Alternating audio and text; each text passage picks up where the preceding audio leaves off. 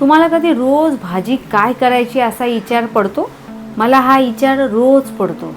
काल रात्री काबुली चणं भिजत घातलं. सकाळी उठून बघितलं तर काय, हे काबुली चणं अगदी टपोरं दिसत होतं.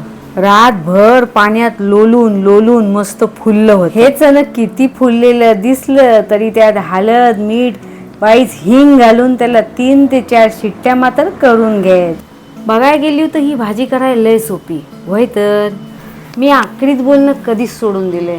आता तुम्हाला म्हणून सांगतो, मला वाटप करायचं ना लय कटाला आला होता, म्हणून आवडीन हे चणं भिजत घातलं. नाही तर आमच्याकडं वाटपाशिवाय आम्ही भाजी खाईतच नाही. चणं चांगलं शिजवलं आणि शिजलेल्यातलंच वाईट चणं कुस्करलं. कढईत तेलव घातलं, तुपव घातलं, जिरं घातलं आणि तेजपत्ता. बाकीची सगळी मालमत्ता कांदा तेलात परतल्यावर घालायची. काय समजली? आल्या लसणाची पेस्ट आणि टमाटर घालायचं. सगळं चणं मिक्स करून झाल्यावर चवीपुरतं मीठ आणि वाईच कोथिंबीर वरनं भुरभुरायची. बघितलं, शिजलेलं काबुली चणं मसाल्यात मिसळलं आणि भाजीचं रंग रूप शाप बदलून गेलं.